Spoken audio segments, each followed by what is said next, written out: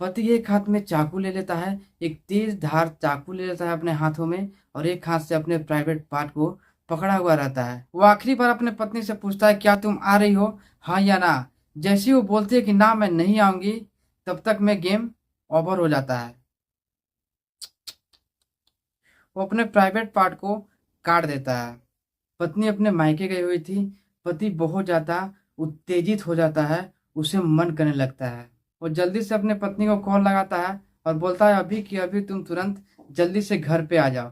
पत्नी मना करती है, बोलती है कि मैं अभी इतनी जल्दी घर पे नहीं आ पाऊंगी। पति अब बौखला सा जाता है। वो एक चाकू उठाता है और बोलता है कि एक बार मैं फिर पूछता हूँ, आ रही हो कि नहीं आ रही हो। पत्नी का जवाब अभी भी नहीं ही था। वो बोलती है कि मैं अभी नहीं आ पाऊंगी। भाई साहब, वो एक हाथ में अपने प्राइवेट पार्ट को पकड़ता है और एक हाथ में चाकू ले लेता है और उसके बात करते करते जैसे ही फोन कटता है, अपने प्राइवेट पार्ट को वो काट देता है। गेम ओवर हो जाता है। प्राइवेट पार्ट को काट के वो वहीं पे अपनी पत्नी के फोटो के पास ही चढ़ा देता है। जब पत्नी मना करती है कि मैं नहीं आ पाऊंगी, तो अपने प्राइवेट पार्ट को काट के अपनी पत्नी के फोटो के पास ही चढ़ा देता है। इसी को तो बोलते हैं घोर कलयुग। कहानी को शुरू से शुरू करता हूँ, लेकिन कहानी को शुरू से शुरू करने के लिए वीडियो को लाइक करके चैनल को सब्सक्राइब जरूर से कर देना, ताकि हमारे हर एक वीडियो की नोटिफिकेशन आप तक जल्दी पहुंचे और हमारी हर एक वीडियो को आप जल्दी से जल्दी वॉच कर सको। तो जल्दी से वीडियो को लाइक करके चैनल को सब्सक्राइब जरूर से कर देना। चलो कहानी को शुरू से शुरू करते हैं। तो ये कहानी स्टार्ट होती है मधेपुरा से। मधेपुरा में एक सौरभ नाम का लड़का होता है और उसकी पत्नी श्रुति होती है। सौरभ और श्रुति की हाल फिलहाल में ही शादी हुई थी। शादी के अभी महज 5 महीना ही हो रहे थे।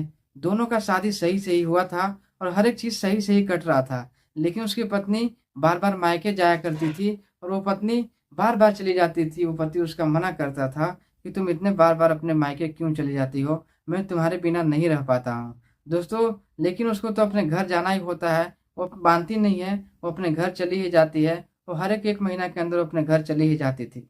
लेकिन हाँ, ये बात था कि वो जब भी अपने घर जाती थी, वो समय से आ जाती थी। अपने पति के कॉल करने से पहले ही आ जाती थी। वो सिर्फ 2 से 3 दिनों के लिए ही अपने घर जाती थी। उन दोनों का शारीरिक संबंध कुछ इतना ज्यादा बन जाता है कि वो दोनों एक दिन बिना संबंध किए नहीं रहते थे। लेकिन पत्नी रहने लगी थी, लेकिन पति नहीं रह पाता है। बिना उसे संबंध बनाए वो एक दिन भी नहीं रह पाता था। तो जैसा कि पहले ही मैंने आपको बता दिया था कि महीना में एक दिन अपने मायके वो जरूर जाती थी और हर एक महीना में वो अपने मायके जाया करती थी और अपने मायके से आने में ज़्यादा लेट नहीं लगाती थी। तो एक दिन ऐसे ही अपने मायके वो जाती है और मायके से आने में काफ़ी दिन लगा देती है।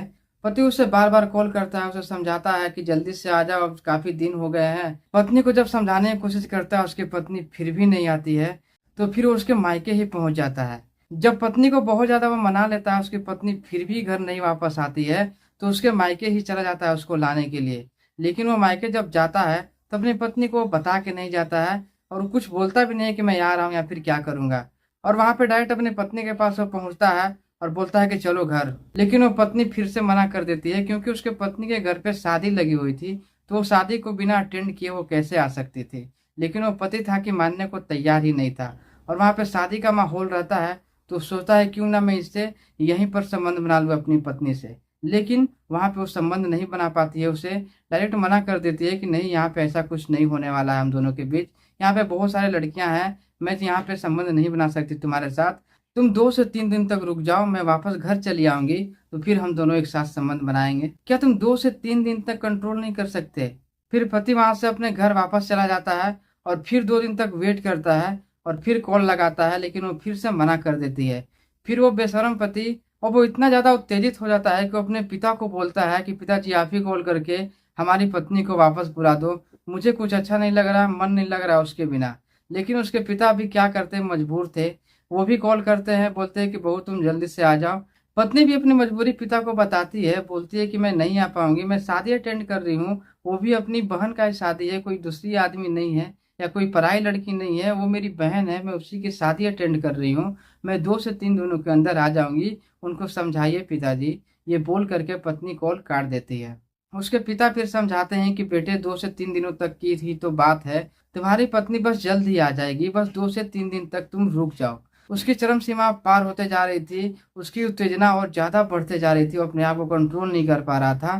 तभी वो एक रात अपने पत्नी को कॉल करता है, बोलता है क्या तुम आओगी, और अपने पत्नी को वो रात में ही बुलाता है कि तुम अभी की अभी जैसे हो सके वैसे तुम आओ, तुम्हें आना ही होगा।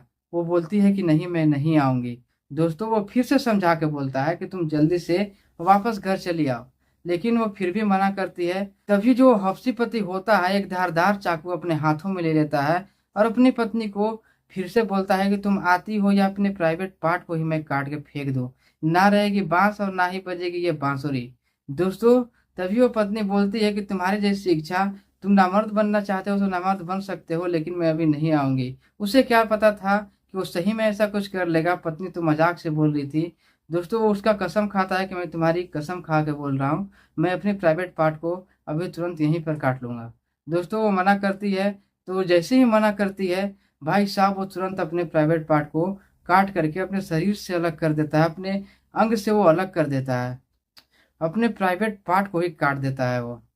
अब पत्नी यहाँ के भी क्या करेगी, जो था तो वही था, उसी के कारण तो वो संबंध बना रहा था, अब तो वो नामर्द बन के रह जाता है और एक कपड़ा लेता है और अपने शरीर में कुछ यूं लपेट के बांध लेता है ताकि प्राइवेट पार्ट से ब्लड ना हो, ब्लडिंग स्टार्ट ज्यादा ना हो। लेकिन ब्लडिंग इतना ज्यादा होने लगती है कि जिस बेड पे वो सोया हुआ था, जिस बेड पे वो लेटा हुआ था, आप यहाँ पे देख सकते हो, वो पूरा चारों तरफ से ब्लड ही ब्लड हो गया था।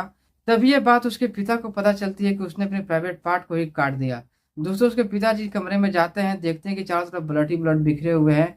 उसे फौरन अस्पताल में ले जाकर के एडमिट करवाते हैं। लेकिन एडमिट कराने से क्या फायदा, प्राइवेट पार्ट तो उगने वाला चीज है नहीं कि जैसे नाखून कट गया तो उग गया, ऐसे प्राइवेट पार्ट भी कटेगा तो उग जाएगा, ऐसा तो कोई उम्मीद था ही नहीं। तो फिर जो भी दवाई वाई होती है वो होती है, उसके बाद उसके प्राइवेट पार्ट से ब्लड निकलना तो बंद रहता है, ब्लडिंग बंद हो जाती है।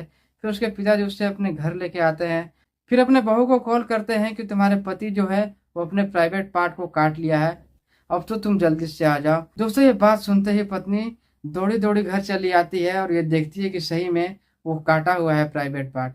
लेकिन दोस्तों जब वो प्राइवेट पार्ट को काट दिया होता है तो वो प्राइवेट पार्ट को उसके फोटो के सामने ही वो चढ़ा देता है। वो बोलता है कि मैं तुम्हारे नाम पे इस प्राइवेट पार्ट को चढ़ा दूंगा काट के, और वो ऐसा ही करता है, अपनी पत्नी के फोटो के सामने ही अपने प्राइवेट पार्ट को काट के वो चढ़ा देता है।